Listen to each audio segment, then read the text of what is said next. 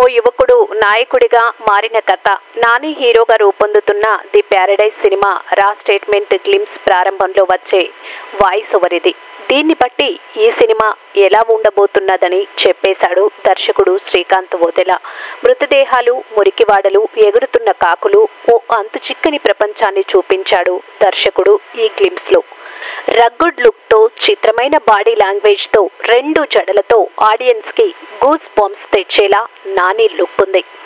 ఈ సినిమా కోసం నాని మేకోవర్ అదిరిపోయింది. తిరుగుబాటు ప్రపంచంలో నాయకుడి ప్రయాణాన్ని చూపించింది. వచ్చే ఏడాది మార్చి 26న విడుదల కానున్న ఈ చిత్రానికి కెమెరా జీకే విష్ణు, సంగీతం అనిరుద్ రవిచందర్, నిర్మాత సుధాకర్ చెరుకూరి.